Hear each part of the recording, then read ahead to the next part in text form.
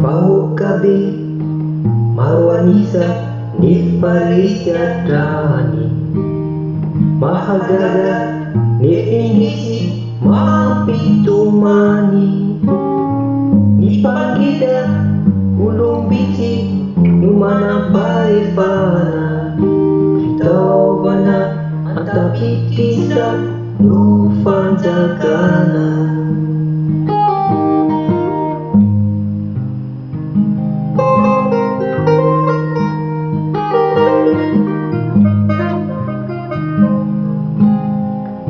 Subuhi fefale kapuka silangi-langi nipitunda ku anye kini sangi-sangi yani nepa mula wada nilalana halea kelie rikahakaisa api ure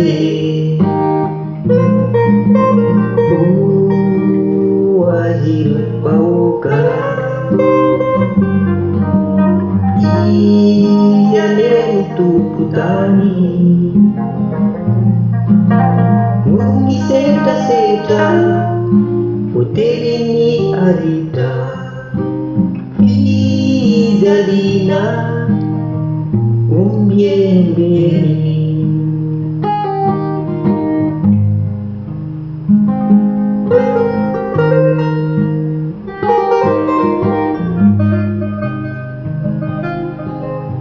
Yang suvunji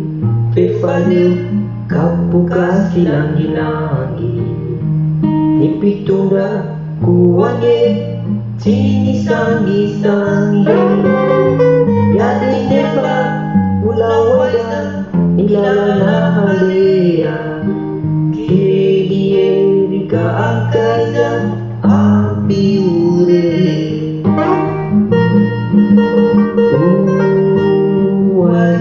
Pauka Iyane untuk putani Ngungi seta-seta Puterini arita Fidalina Umbieni Wajil pauka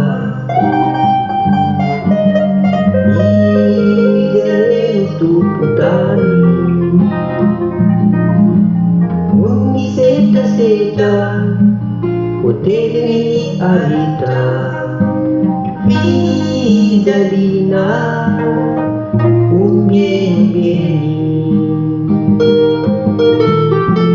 Wajah siaza kuya parana Pacita capiti itzal umpana